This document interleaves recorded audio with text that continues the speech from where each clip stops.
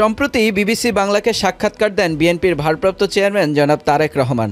2 পর্বে প্রকাশিত এই সাক্ষাৎকারে রাজনীতির বাইরেও ভিন্ন কিছু প্রশ্ন করা হয়। প্রাণী অধিকার রক্ষা নিয়ে বেশ সোচ্চার হওয়া এবং এ সংক্রান্ত অনুষ্ঠানে যোগ দেওয়া নিয়ে তাকে প্রশ্ন করা হয়। এছাড়াও প্রশ্ন করা হয় পোষা বিড়ালের সাথে তার নিয়মিত ছবি নিয়ে।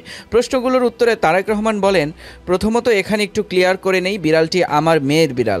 ও এখন অবশ্য সবারই হয়ে গিয়েছে, আমরা সবাই ওকে আদর করি। বিষয়টি হচ্ছে এরকম শুধু বিড়াল নয়, আমি এবং আমার ভাই যখন ছোট ছিলাম আমাদের একটি ছোট কুকুরও ছিল।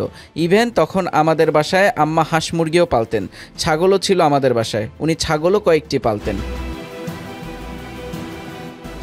এছাড়াও তিনি আরও বলেন, কবুতরও ছিল আমাদের বাসায়। শুধু কবুতর না, আমাদের বাসায় একটি বিরাট বড় খাঁচা ছিল, সেই খাঁচার মধ্যে পাখি ছিল বিভিন্ন রকমের, এবং আরেকটি খাঁচা ছিল যেটার মধ্যে একটা ময়না পাখি ছিল। ময়নাটি বরিশাল থেকে এনেছিলেন উল্লেখ করে তিনি আরও বলেন, ও আবার বরিশালী ভাষায় কথাও বলতো, টুকটুক করে মাঝে মাঝে কিছু কথাও বলতো। তো কাজেই এই বিষয়টি হঠাৎ করেই না, এই পশু পাখির প্রতি যেই বিষয়টি, এটির সাথে আমি কম বেশি ছোটবেলা থেকে জড়িত আছি। হয়তো এটি এখন প্রকাশ পেয়েছে বিভিন্নভাবে, বাট এটির সাথে আমি বা আমার পরিবার আমরা অনেক আগে থেকেই আছি।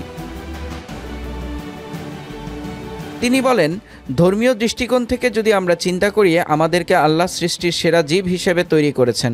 আমাদের দায়িত্ব কিন্তু আল্লাহর সৃষ্টি যা কিছু আছে প্রকৃতির, তার প্রতি কিন্তু যত্ন নেওয়া আমাদের দায়িত্ব। আর আমরা যদি মানবিক দৃষ্টিকোণ অথবা আমরা যদি নেচার থেকেও বিষয়টি দেখি, দেখুন ওরা না থাকলে কিন্তু আমাদের জন্য বেঁচে থাকা কষ্টকর। প্রকৃতি যদি না থাকে, প্রকৃতির ব্যালেন্স যদি না থাকে। পরিশেষে তিনি বলেন, বাংলাদেশে পত্রপত্রিকায় দেখেছি পলিউশন ঢাকা শহরে। নর্মালি আমরা জানি যে একটি দেশের টোটাল অংশের মধ্যে অ্যাটলিস্ট 25% গ্রিন দরকার, বনায়ন দরকার।